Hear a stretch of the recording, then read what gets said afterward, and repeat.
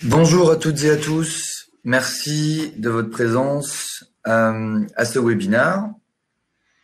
Il s'agit aujourd'hui de vous faire une présentation de notre module marché public qui a été développé donc pour la solution de GED Alfresco et que l'on va vous présenter dans un contexte un peu plus large donc de dématérialisation de la chaîne finance et de l'intégration notamment au socle de gestion financière développé par Atoll CD. Aujourd'hui, nous avons donc trois intervenants, enfin principalement deux. Moi, je me présente, Charles Duel, je suis le directeur commercial d'Atoll CD. Et donc, je vais vous faire une présentation assez rapide, en tous les cas, pour celles et ceux qui ne connaîtraient pas forcément précisément Atoll CD et notre expertise en matière de GED pour le secteur public. Et puis, je laisserai rapidement la main à Hervé Borda, donc, qui est donc consultant et directeur de projet ECM chez nous et notamment product manager, directeur de produit sur toute la partie module marché public et gestion financière. Isabelle Guyot, qui est donc une consultante PM chez Atoll CD et notamment impliquée sur la partie du développement du module marché public et aussi toute la partie appréhension de la gestion du cycle de vie des documents et de l'archivage.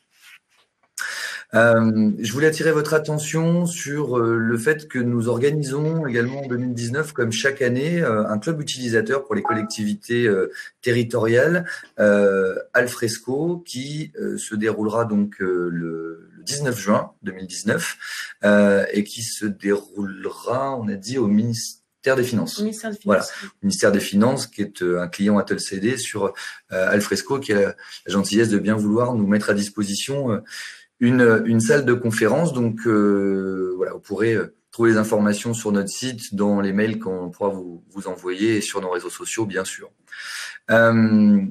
Avant de commencer, j'attire votre attention sur le fait que dans le webinaire, dans l'outil de webinaire, vous pouvez nous poser des questions sur la droite de l'écran tout au long de la présentation. On y reviendra et on pourra répondre à ces questions en fin de webinaire. La programmation qui est prévue, c'est environ 40 minutes donc de présentation et ensuite la réponse aux questions sur le délai qui sera nécessaire. Voilà, donc merci encore à toutes et à tous. J'espère que tout le monde est arrivé. En tous les cas, pour ne pas perdre de temps, je vais commencer et donc vous faire la présentation d'Atoll CD. Hervé est en charge de gérer les slides. Merci d'avoir changé. Donc, Atoll Conseil et Développement, on est une solution, une entreprise de services numériques. On existe depuis 2000, donc bientôt une vingtaine d'années. Et on est basé historiquement donc à Gevrey-Chambertin, en Bourgogne. On possède également des bureaux à Paris et à Lyon. En tout état de cause, on intervient sur toute la France et essentiellement chez des clients de la sphère publique. Notre métier, c'est l'intégration logicielle et également orienté sur des solutions open source. Notre volonté avec nos clients est de pouvoir mettre en œuvre, j'allais dire, un partenariat sur le long terme en exploitant nos différentes expertises dans différents domaines pour aller vers du développement et de l'intégration de solutions métiers. On met à disposition pour accompagner nos clients et appréhender toutes les problématiques métiers pour réaliser des outils, des applications, que ce soit des applications web, des applications mobiles, qui soient orientées utilisateurs. On met donc tout en œuvre pour construire une véritable relation autour des équipes projets chez nos clients et des équipes chez Atoll CD avec une vraie pérennisation, une vraie volonté de travailler sur la durée. L'humain est chez nous effectivement une donnée plus qu'importante, voire primordiale, et on a la chance d'avoir un faible turnover, donc on a aujourd'hui encore des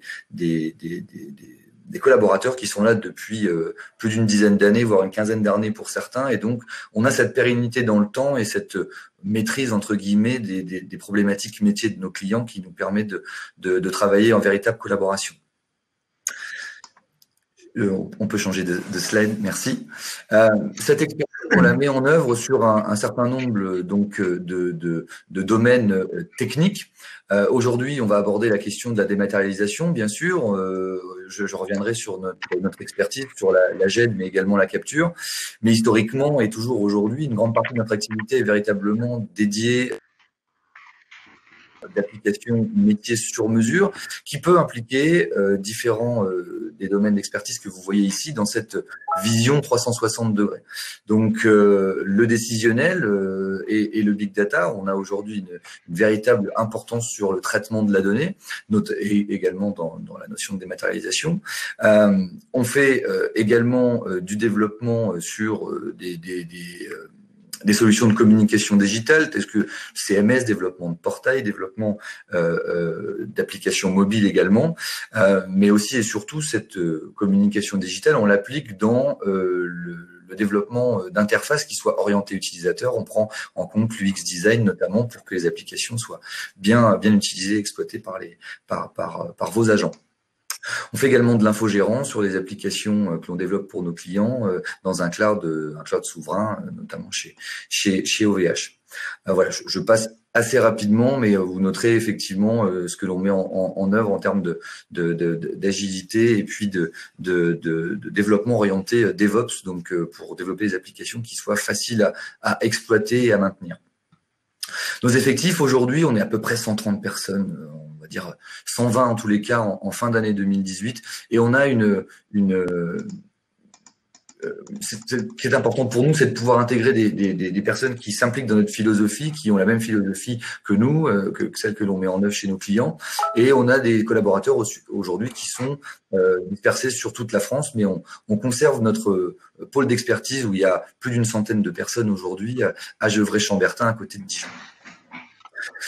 La recette Atoll CD, c'est donc aujourd'hui un peu plus de 120 collaborateurs qui s'impliquent tous les jours dans la compréhension du métier, la mise en œuvre avec passion de nos expertises avec nos clients en agilité.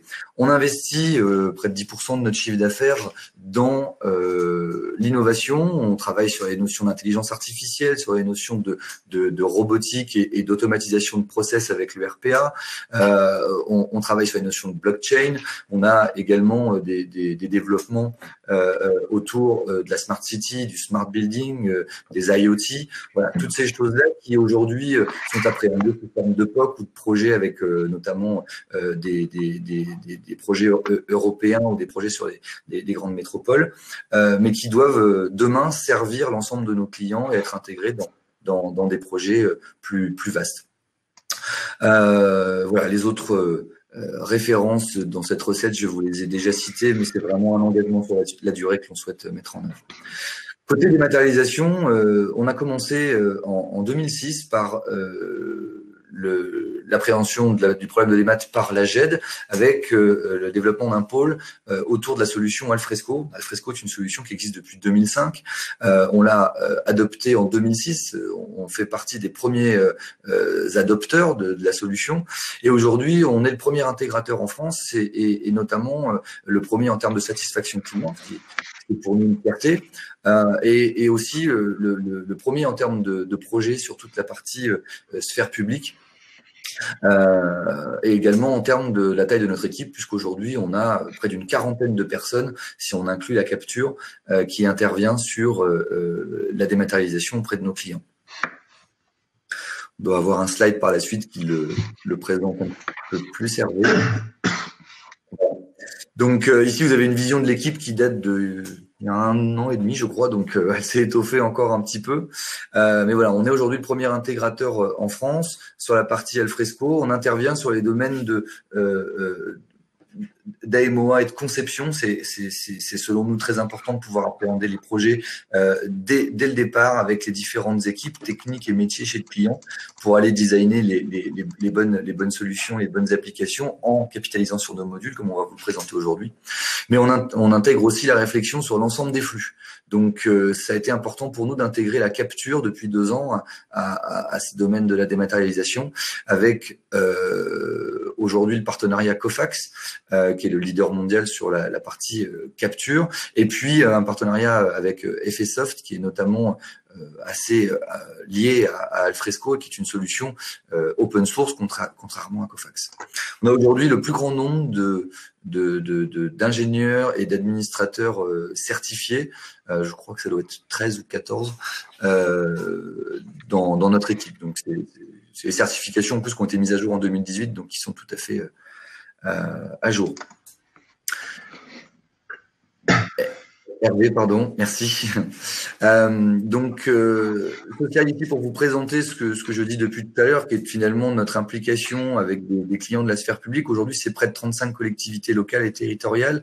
C'est, je crois, 23 ou 24 conseils départementaux avec lesquels on travaille pour Alfresco, et puis des grandes agglomérations, que ce soit Bordeaux, Toulouse, sur de l'expertise technique, Marseille, Paris, Lille. Voilà. On travaille aujourd'hui sur une grande majorité des collectivités locales et territoriales, mais également des ministères. La preuve est faite puisqu'ils nous accueillent pour notre club utilisateur, notamment très bien implanté au ministère des Finances sur toute la partie exploitation de leur et intégration d'applications métiers sur la GED avec Alfresco. Hervé, si tu veux bien passer au slide suivant. Voilà, donc ça tombe bien. J'ai terminé la présentation. Voilà, donc je vais laisser la parole effectivement à Hervé Borda qui va pouvoir vous faire la démonstration de modules. Je précise juste, parce que j'en ai pas forcément beaucoup parlé avant, que notre politique effectivement est très liée à la mutualisation des compétences et des projets que l'on peut être amené à développer dans Alfresco, ce qui nous a amené à développer une véritable offre modulisée pour le service public. Grosso modo, on est amené à développer avec des clients qui sont précurseurs, ça a été le cas du CD93 par exemple, des modules qui vont permettre de dématérialiser et d'appréhender une problématique qui est partagée par l'ensemble, ou en tout cas une grande majorité des autres collectivités ou administrations publiques. Et de fait, on tente dès le départ de designer des produits sous forme de modules dans Alfresco qui permettent de répondre à une grande majorité des problématiques. Néanmoins, et donc ces modules, comme Hervé va pouvoir vous le démontrer, on les développe de façon à ce qu'ils soient interconnectables, interopérables, mais ils restent personnalisables, et donc on est en mesure de vous proposer ces modules qui sont des accélérateurs de projets et de vous offrir la possibilité de vous accompagner en termes de spécifications pour adapter ces modules à vos besoins. Voilà, je laisse la parole à Hervé et je vous remercie encore une fois d'assister à ce webinaire. Bien, bonjour à tous. La volonté d'avoir des modules marché public a été de l'intégrer dans notre réflexion du socle de gestion. Alors, le socle de gestion, c'est quoi? On part d'un principe que la GED doit être connectée aux outils métiers par le biais d'un socle qui a pour but en premier lieu d'avoir trait à tout ce qui est gestion financière. Donc, on y inclut dedans, bien sûr, la gestion de la demande d'achat qui est la gestion de la commande, le service fait pour la facture, le suivi donc des marchés que l'on va voir aujourd'hui, c'est-à-dire l'instruction des marchés, la passation des marchés et le suivi de l'exécution des marchés. Et petit à petit, on y rajoutera d'autres modules comme la connexion avec des outils de gestion des subventions et des outils de SAE, d'archivage en lien avec toutes les pièces justificatives dématérialisées.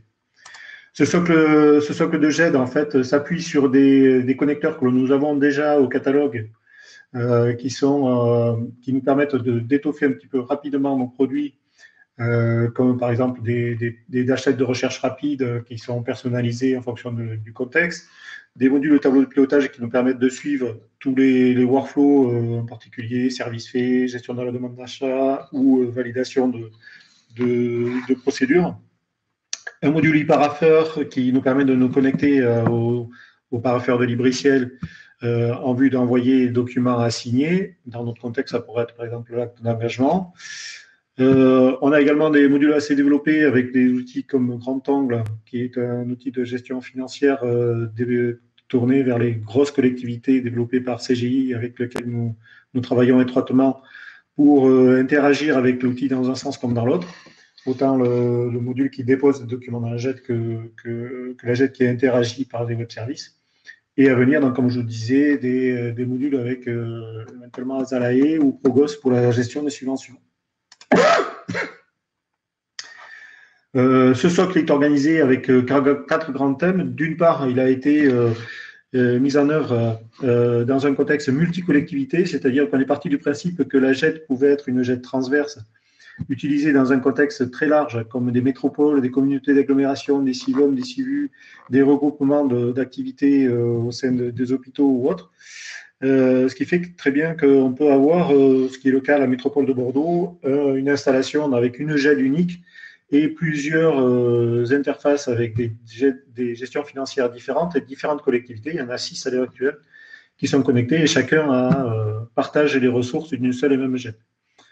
La gestion des profils qui est centralisée aussi, ça évite comme ça d'avoir plusieurs personnalisations, plusieurs paramétrages de direction, de groupe disséminés dans les différents modules. On centralise la gestion des directions, la gestion des groupes, puisqu'elle est commune en fait à tous les outils.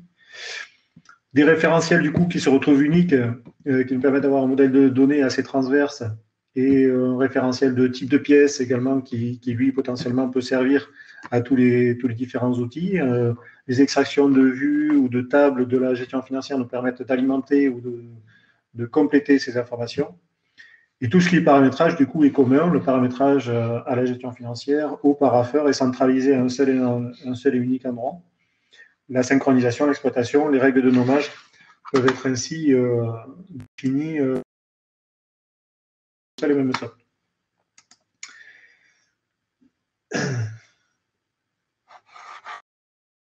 Donc, l'administration générale du socle, pour vous montrer rapidement comment ça se présente. Donc, ça, c'est le côté administrateur de l'outil. L'administration générale du socle permet de centraliser et d'utiliser donc un contexte multi-entité.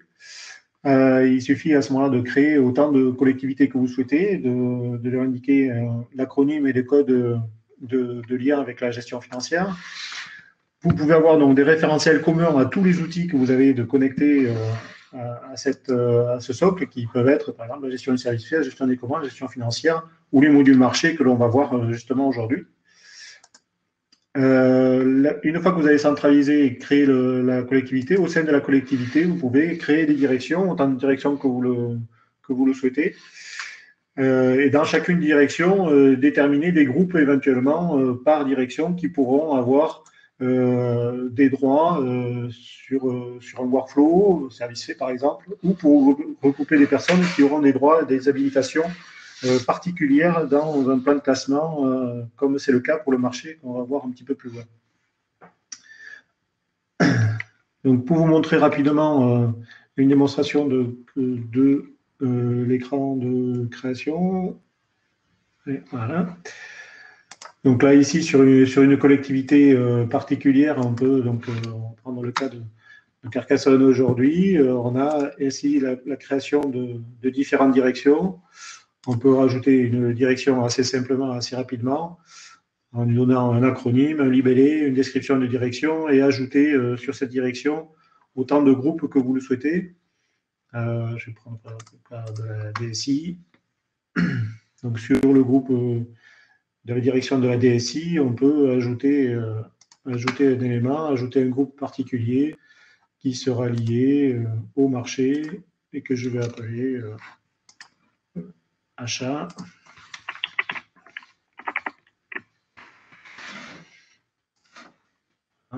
Et donc un groupe achat, et ce groupe pourra avoir au sein de la DSI une habilitation particulière dans le plan de classement.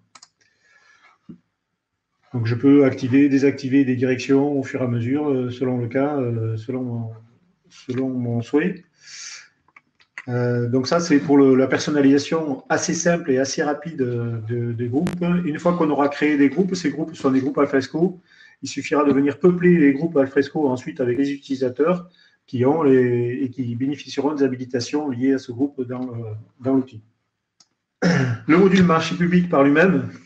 Donc le module marché public, comment il se présente? Alors le but a été de faire des sites qui étaient adaptés au fonctionnement et au traitement des marchés. On on a inclus ça dans une procédure complète du début jusqu'à la fin de la création des marchés, avec une partie hors marché, une partie marché public. Donc, dès la création d'une esquisse ou d'une expression d'un besoin, cette expression de besoin peut donner lieu soit directement à une commande si ça ne nécessite pas d'intervention du pôle marché. Sinon, le pôle marché peut intervenir et, dans son site passation et attribution, faire toute la procédure de création d'une consultation de marché, publication du marché, analyse des offres qui ont été faites et aboutir vers la création d'un marché. Ces deux sites ont été volontairement séparés pour plus s'impliquer au contexte métier. Le site passation à l'attribution étant plutôt destiné à la direction des achats, le site exécution comptable étant plutôt destiné à la direction des affaires financières. Donc c'est pour ça que ça a été séparé. Les deux sites, dans le cas où ils cohabitent, ils sont entièrement synchronisés. Je vous ferai la démonstration tout à l'heure. C'est-à-dire qu'on peut avoir des informations qui naviguent de l'un à l'autre sans que les utilisateurs en soient conscients.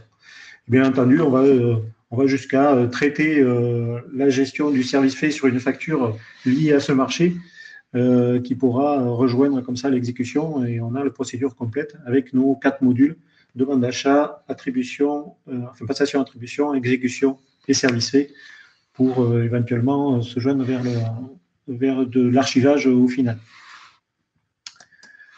Alors, comment ça se passe? Comment ça se passe au niveau de la procédure? La procédure, la direction des achats réceptionne ou qualifie un besoin. Donc, la qualification de besoin, c'est choisir la procédure la plus adaptée au traitement de ce besoin, soit simple commande ou création d'un marché. On définit donc le type de consultation que l'on va décider et on crée la consultation dans l'outil. On crée la consultation de l'outil avec un formulaire de création de données relatives à la consultation. Ça crée à ce moment-là dans la GED automatiquement un plan de placement. La rédaction de marché peut être réalisée soit sur un outil de gestion des marchés, tels que Marco Web ou d'autres outils sur le marché. Petite remarque, nous sommes également en étroite collaboration avec Agisoft actuellement pour essayer d'intégrer toutes les fonctionnalités de leur module à un contexte de GED transverse. Donc la rédaction du marché on peut déposer les pièces ensuite dans l'initialisation, et on lance la procédure par la publication de l'appel d'offres sur le profil acheteur. Et cette publication à ce dépôt, on peut stocker les pièces dans un dossier qui est prévu à cet effet, qui est la publicité. Alors comment on fait? On crée simplement les procédures. Donc plutôt que de vous montrer les slides, je vais vous montrer comment on peut faire une procédure. Donc je vais aller sur le site adéquat. Donc l'utilisateur qui a accès au site passation des marchés a accès donc directement à un environnement lui permettant de rechercher toutes les pièces de passation des marchés. Alors, je vais aller dans l'espace documentaire. Alors, pour celles et ceux qui ne sont pas familiers avec les sites Alfresco, ça permet de créer en fait des contextes, des espaces liés à la GED qui ont une logique plutôt une logique métier, qui apporte toute une gestion de droit qui est spécifique au contexte dans lequel on se trouve. Ça évite d'aller gérer ça de manière transverse. Donc là, ici, je suis dans la passation des marchés de l'agglomération. Donc, je vais aller sur une direction. Donc, je vais prendre la DSI. J'ai mon arborescence, donc DSI 2018. Et ici, j'ai la possibilité d'ajouter une consultation. Je vais ajouter une consultation. Donc, je choisis mon type de procédure que je vais lancer. Donc, je vais dire que c'est un appel d'offres ouvert, que c'est des services et le numéro de la consultation que l'outil de gestion de marché peut me donner ou que je peux décider à ce niveau. L'objet de la consultation, c'est mise en œuvre GED transverse, avec une description éventuellement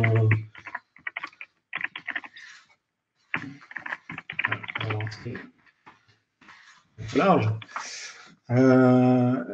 Passation en cours. On peut définir si c'est un marché outil et éventuellement en modulo. Et j'enregistre. Donc, le fait d'avoir enregistré la consultation dans l'onglet 2019, puisque c'était un marché 2019, au niveau du service, ça m'a créé donc un marché, une consultation, pardon, 2019, 4, 5, 6, 7, 8, avec déjà mon plan de classement qui est déjà préétabli avec toutes les procédures, enfin tous les dossiers que l'on a prédéterminés. Donc ça, c'est instantané. La personne donc a déjà son plan de classement déjà créé. Vérifier les procédures va ainsi permettre de saisir rapidement les informations qui seront reprises en métadonnées. Les référentiels qu'on a vus, les référentiels de type de marché, de statut de la consultation et de la gestion des habilitations sont gérés par l'administration directe du site.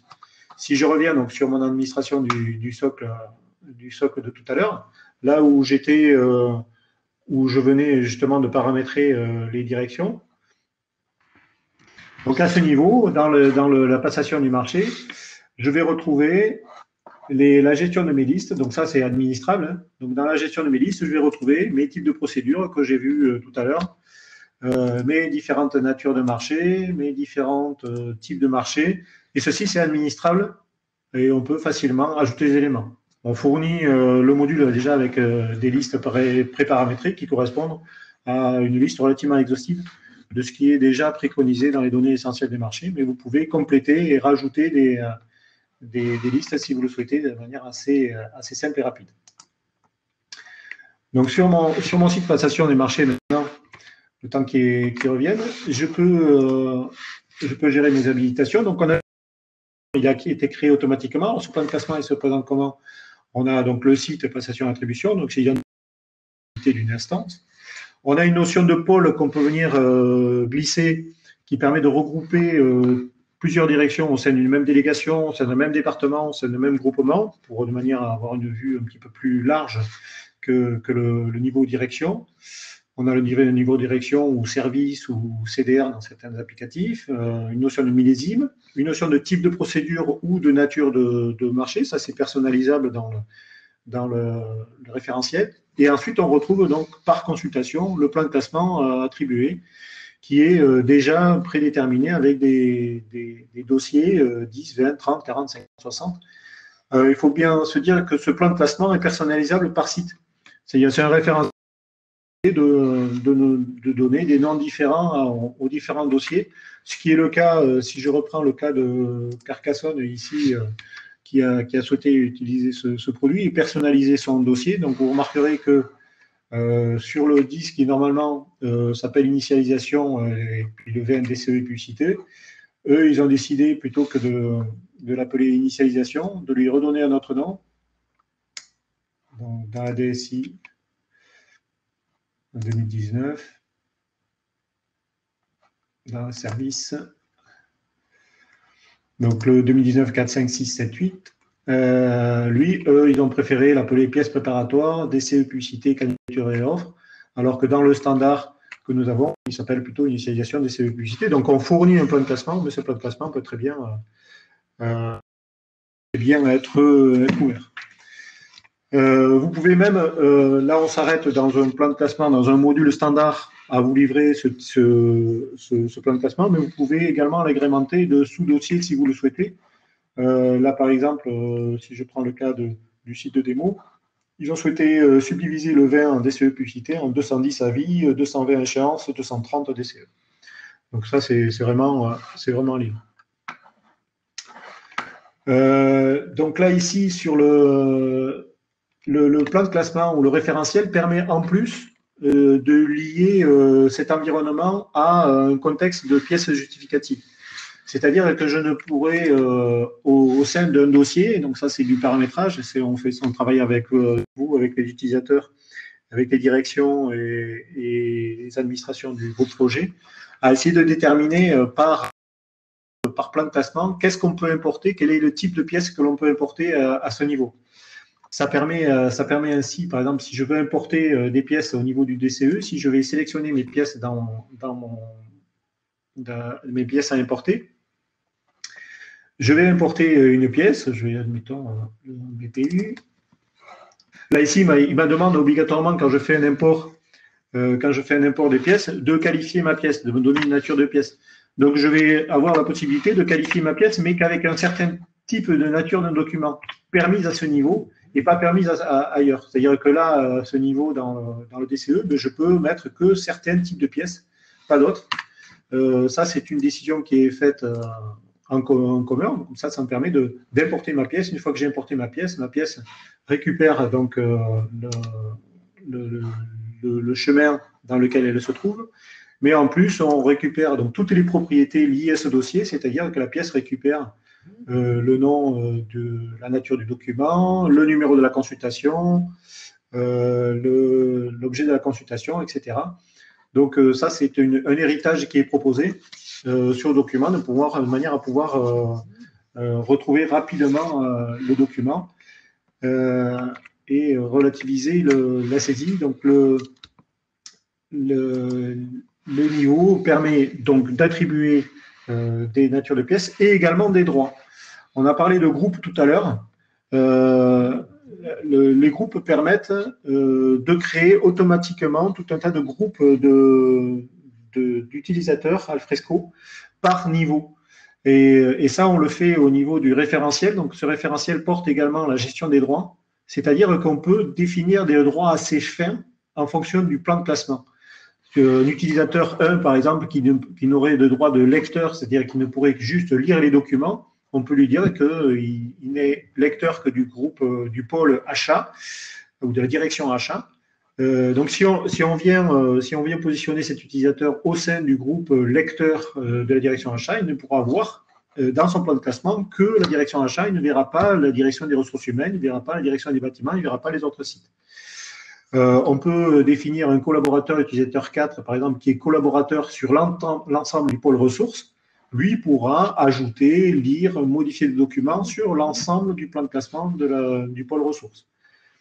Donc, on est vraiment assez faire et on peut combiner tous ces droits. Il suffit de peupler ces groupes. La gestion des groupes étant effectuée par site, donc de manière globale, par collectivité, par pôle, par direction ou par groupe particulier au sein de la direction, comme je l'ai fait tout à l'heure, où j'ai créé un groupe achat au sein de la DSI. Donc, on pourrait dire que le groupe achat n'a visibilité que d'une certaine partie du plan de classement. Donc, c'est assez fin au niveau de la gestion des droits. Donc, l'ajout du document, ce que je viens de faire, donc, il se fait par un import document. On peut faire également un glisser-déposer dans le dossier voulu. Si vous êtes organisé avec une arborescence qui vous permet de faire un glisser-déposer d'un document, le glisser-déposer va automatiquement ouvrir la fenêtre, le pop-up d'ouverture d'une fenêtre qui va me permettre de qualifier ce document et le document héritera de métadonnées du dossier dans lequel je l'importe. Donc, comme je disais, la liste des natures de documents est personnalisable par site et ce référentiel est mis en corrélation donc, avec le plan de classement décidé. Une remarque également, on peut fixer des règles de nommage qui peuvent être mises en place dans ce référentiel par type de document et par dossier, c'est-à-dire qu'on peut définir et décider ou pas d'activer des règles de nommage sur un type de document ou sur un dossier, de manière à ce que la GED renomme automatiquement le document, par exemple avec le libellé de la nature, le numéro de la consultation, le nom du fichier d'origine. On peut décider de ne pas l'activer pour des bonnes et simples raisons, c'est que l'outil métier de gestion des marchés peut déjà faire ce nommage. La collectivité peut être libre de fixer ses règles de nommage comme elle veut. Et on va s'appuyer au maximum sur les métadonnées de manière à ce que ça soit, s'il doit être automatique, de manière à ce que ça soit le plus simple possible pour l'utilisateur et que ça soit transparent pour lui, que ces règles s'appliquent en fonction du lieu dans lequel il dépose le document. Donc, le module passation, ensuite, quand on va dépouiller les offres, comment ça va se passer? C'est-à-dire que la fin de la procédure va entrer les achats, une récupération des offres. Donc, on va venir placer dans un dossier candidat dans la GED toutes les offres. On peut classer les offres reçues avec importation des plis zippés ou non zippés. Ça dépend si la plateforme vous permet de dézipper les offres, de décrypter les offres. On classe ça dans un dossier candidat. On dépouille les offres. On pourra rajouter les rapports, les PV qui sont sur l'ouverture des plis. La décision d'attribution, une fois qu'elle est effectuée, ça, on peut reclasser les offres, décider que telle offre a été attribuée et ça va à ce moment-là créer dans les dossiers 50 et 60 les candidats qui ont été retenus. On peut ainsi ensuite préparer un contrôle de légalité. Une petite remarque, on a un traitement spécifique qui permettra de préparer l'envoi au contrôle de légalité qui sera proposé en option du module de base d'ici très rapidement dans le courant de ce début d'année 2019, qui permettra de préparer les documents, les types de documents qu'il faudra soumettre au contrôle de légalité et envoyer directement l'enveloppe à la préfecture. L'attribution des offres, comment ça se passe? On va faire le cas. On va revenir sur mon offre. Donc, je vais reprendre mon cas de DCE publicité. Donc, j'ai reçu un candidat. Donc, je reçois une offre. Je vais ajouter un candidat. Donc, j'ajoute un candidat. C'est un top CD. Avec je peux mettre l'option SIRET si je mets l'option SIRET. J'enregistre. Donc, il me crée un dossier CD. Donc, dans la top CD, je vais importer dans l'entrepôt mes offres reçues. Alors, je vais importer toutes mes offres. Je vais chercher mes pièces. Je prends au hasard quelques pièces. CCAP, PGS. Voilà. J'importe. Donc là, il va me demander de qualifier. Alors, on est parti du principe que les offres, quand on les recevait, on n'allait pas forcément les qualifier toutes. Donc, on peut mettre de manière automatique. Là, on ne l'a pas fait sur Carcassonne, mais on pourrait qualifier en une seule opération toutes les offres, tous les documents que l'on reçoit en document d'offres de manière à ne pas perturber, parce qu'on pouvait recevoir des dizaines, voire des vingtaines de candidats. Donc, vous n'allez pas toutes les qualifier, donc vous les réceptionnez toutes en document d'offres. Et une fois que vous avez reçu vos offres, vous avez classé vos offres dans le candidat en question. Donc, Atoll CD, on a les offres reçues d'Atoll CD. Le PV, les PV dans les procédures de réception, les procédures de traitement. Attends, je vais écarter un petit peu mon arborescence. Voilà. La procédure, c'est l'ouverture des offres, l'analyse des jugements. Donc, vous voyez que Carcassonne est allé pousser un petit peu plus loin puisqu'ils ont voulu recréer des sous-dossiers à l'intérieur. Donc, les négociations, on peut venir ici, venir placer tous les rapports d'appel d'offres. Une fois que la décision a été prise, je peux revenir sur mes candidats et décider d'attribuer le marché à Atoll CD. Donc, je vais faire une attribution de marché à Atoll CD. En cliquant sur l'onglet attribution, je vais ouvrir une fenêtre qui va me demander de créer le marché. Donc, je vais créer mon marché. 2018, l'objet, c'est GED transverse. Les informations complémentaires, donc GED transverse. La nature du marché, ça sera un marché subséquent ou marché cadre avant de commande, avec éventuellement des lots, comme tout à l'heure, si je veux qu'il soit loti, un marché multiservice éventuellement, de manière à pouvoir filtrer et autoriser les marchés sur plusieurs directions. Les dates du marché public, est-ce qu'il est reconduit ou la durée du marché, les dates de notification, les dates de fin du marché. Le montant du marché, il est de 58 000 €. L'attributaire du marché, donc ça sera ici, on se met en liaison avec le fichier de gestion financière de manière à nous remplir automatiquement. On a fait une extraction de la table de gestion financière pour que ça nous remplisse automatiquement le tiers. Et le tiers peut être donc titulaire, co-traitant du marché. Et je vais lui dire que je vais sélectionner les documents de l'offre d'Atoll CD. OK. Et sur le lot 0, parce que là, je n'ai pas mis de lot, donc on ne va prendre qu'un seul lot. J'enregistre. Donc, le fait d'avoir attribué le marché ainsi à Atoll CD, ça va me créer automatiquement, si je vais un petit peu plus loin, dans le 60 qui est le marché, un marché 2018-789, dans lequel je vais retrouver la notification du marché, les originales du marché, les pièces administratives d'Atoll Conseil et Développement qui vont ici venir se peupler au fur et à mesure.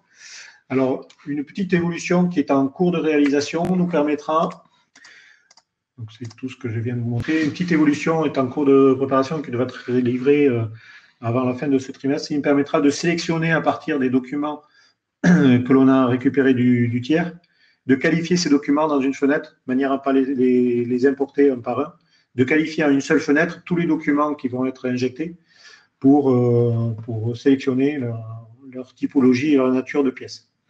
Ça s'importe automatiquement au mon endroit.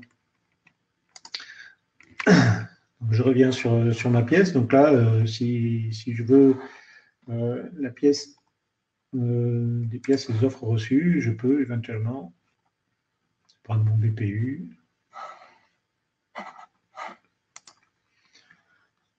Et je peux le copier vers ma passation. Hop, pardon. Passation. J'étais sur Carcassonne, pardon. De la DSI de 2019 de 45,58 dans mon marché 2019 sur le candidat original du marché. Je vais le mettre là et je copie. Donc ma pièce en question ici a été copiée automatiquement sur mon marché.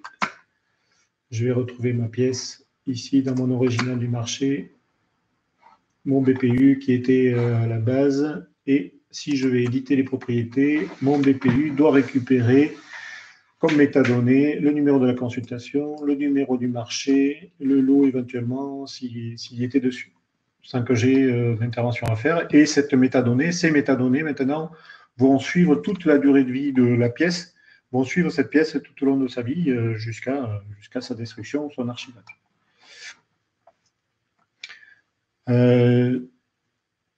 Donc j'enregistre ma pièce. Une petite remarque, on avait dit tout à l'heure qu'on avait deux sites, site passation et site exécution. Donc là, le simple fait d'avoir fait dans ma passation la création d'un marché, dans mon site exécution correspondant dans l'agglomération, c'est-à-dire la partie visible de l'iceberg, j'allais dire, la partie visible par la direction des finances de son exécution des marchés, on doit avoir récupéré automatiquement dans le site le marché que je viens de créer à l'instant avec la pièce du tiers en question. Donc, je n'ai pas eu de manipulation à faire. Donc, si je vais dans mon espace documentaire de mon site, et cette fois je suis sur le site, à la partie exécution du marché, si je vais sur l'onglet 2019,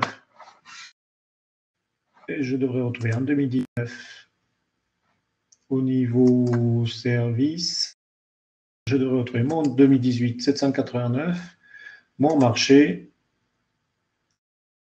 d'Atoll Conseil et mon original de marché, mon BPU que j'ai retrouvé ici. Donc là, je suis sur la partie exécution et non plus passation, mais la partie exécution a été entièrement synchronisée avec la passation. Donc en fait, la direction des finances voit tout de suite les pièces qui ont été issues du marché et du titulaire du marché sans avoir aucune intervention à faire. Et inversement, les pièces que je vais déposer moi ici au niveau de l'exécution vont remonter dans le site passation au même titre dans l'onglet marché si j'ai des avenants ou des additifs, des actes modificatifs qui sont venus se rajouter. Vous voyez que là, c'est assez transparent et cette gestion de droit et cette gestion de marché est totalement transparente pour l'utilisateur. Donc, je vais, parce qu'il nous reste peu de temps sur la dashboard de recherche marché. Donc, on a fait une dashboard de recherche marché qui nous permet de rechercher sur tout un tas de critères.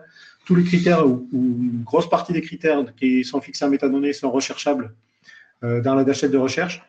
Donc, on peut rechercher sur les millésimes, sur l'objet, sur les numéros de consultation, sur des mots-clés éventuellement qui auraient pu être contenus dans la description, sur les montants, sur les informations sur le tiers. On peut rechercher un document type. Donc, tout ça, c'est accessible directement via le tableau de bord du site. Donc là, ici, si on veut rechercher donc, via le tableau de bord du site, voilà, je peux rechercher ici donc tous les objets qui contiennent GED à l'intérieur. Normalement, si ça se passe bien, je devrais retrouver ici mon 2018 789, qui est mon marché qui parle de GED. Bon, j'en ai d'autres, je parle beaucoup de GED en ce moment. Donc 2018 789 et je vais me positionner directement sur le dossier pour les retrouver toutes mes pièces sur le marché 2018 789. Si j'avais recherché une pièce en particulier, j'aurais pu trouver une pièce en particulier en précisant sa nature de document tout simplement.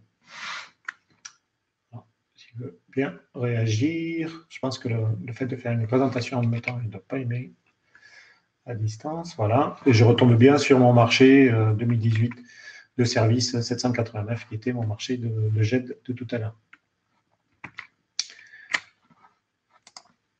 Le module exécution, je vous l'ai montré. Donc, c'est la même chose, c'est-à-dire que, pardon, j'ai un peu trop. Voilà. Le plan de classement est plus léger puisqu'on n'a pas toute la partie précédente de publicité et autres. Donc, on a juste la partie finale qui est l'exécution du marché. Donc, le 90, l'exécution du marché qui recevra là toutes les pièces relatives aux factures, aux bons de commande, etc. Et le 60 qui est synchronisé avec la passation. Même chose, ces sites sont personnalisables et administrables de la même manière par le même biais. La recherche étant plus simple. Bon, j'espère avoir été assez exhaustif sur les fonctionnalités du module. Donc, c'est un module installable et paramétrable très rapidement. Peu de paramètres, mis à part quelques ateliers pour nous aider à recenser avec vous, fixer avec vous le plan de classement idéal. Fixer avec vous également les pièces justificatives. Donc, s'il y a des questions, si on peut y répondre. Déjà, merci beaucoup Hervé. Je tenais quand même juste à vous excuser pour les petites latences qu'a pu rencontrer Hervé. Donc sur les environnements de démonstration qui sont hébergés sur nos serveurs, on a aujourd'hui des mises à jour qui sont en cours et du coup, on a quelques soucis de performance. Navré pour ce désagrément.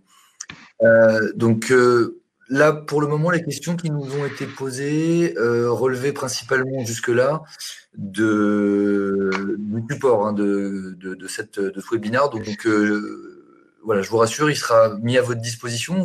On vous enverra une version par mail à télécharger. Et puis, tout le webinaire a été enregistré en vidéo et sera publié sur notre chaîne YouTube. Donc la première question, les pièces synchronisées entre attribution et exécution sont-elles dupliquées?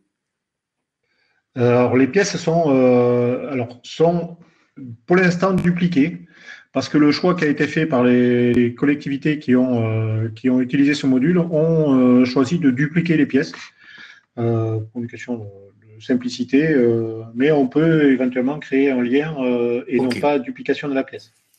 Alors en effet, Alfresco permet clairement dans les dernières versions de créer une qui ne soit qu'un lien qui évite la duplication. Donc ça, je pense qu'on doit être capable de le mettre en œuvre. Alors l'autre question, avez-vous prévu des interfaces automatiques pour l'échange des données et documents entre le profil acheteur et cette jet métier?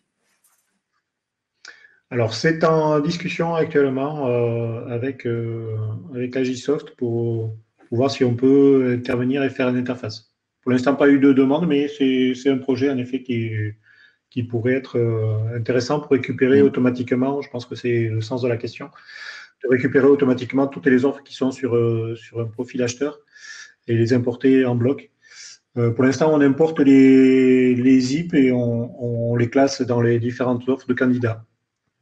Mais c'est prévu, peut-être pas cette année, mais c'est prévu. Alors, on est en mesure, effectivement, en fonction de la disponibilité des connecteurs de chaque application, de mettre en œuvre une importation, une exportation automatisée. On le fait également, alors plus sur la partie facturation, mais sur des notions de capture également. Donc, on peut gérer des flux entrants issus de la numérisation, de mails et également d'applications métiers de gestion des marchés publics. Je répète, mais nous mettrons à votre disposition le support de cette présentation. On est bien entendu à votre disposition si vous avez des questions par la suite. L'équipe commerciale se tient notamment à votre disposition. Vous pouvez nous écrire par mail pour répondre aux questions que vous pouvez avoir. Organiser également des présentations personnalisées. Voilà, tout est évidemment envisageable. Donc, écoutez, j'espère que nous avons pu vous apporter l'information intéressante, que vous avez apprécié ce webinaire. Merci de votre participation. Pardon, une dernière question juste avant qu'on termine qui vient d'être postée ici. Alors, comment et où sont gérés les utilisateurs? Existe-t-il une interface SAML 2.0? Alors, les utilisateurs sont gérés en tant qu'utilisateurs Alfresco, c'est-à-dire que tous les utilisateurs Alfresco, en fait, on peuple les différents groupes qui ont été créés par une gestion Alfresco. L'interface SAML 2.0, je n'en connais pas la teneur. Je poserai la question au point de vue technique et on vous répondra par mail. Je pense que je vais poser la question à nos techniciens. Ils vous répondront par mail s'il est envisageable de faire ce type d'interface. Alors, moi, de ce que j'en sais, effectivement, on l'a mis en œuvre SAML 2.0 avec le ministère de Finance. Donc, c'est faisable. Est-ce que c'est déjà en production? Je pense, puisqu'on est sur la fin du projet qui incluait cette prestation. Donc, je fais en sorte de vous transmettre un peu plus d'informations sur cette question à la personne qui l'a posée. Là, actuellement, ce qu'on a réalisé dans certaines collectivités, pour l'instant, on a fait un peuplement des groupes avec des éléments qui nous ont été donnés par des fichiers CSV. On a peuplé les groupes par ce biais-là. C'est une population de groupes assez simple et assez rapide à faire à l'initialisation. À voir après pour la mise à jour. Les interfaces peuvent être en effet créées. Très bien. Bon, je ne vois pas de nouvelles questions. Je pense qu'on est arrivé au terme de ce webinaire. Donc, je réitère à nouveau mes remerciements à toutes et à tous.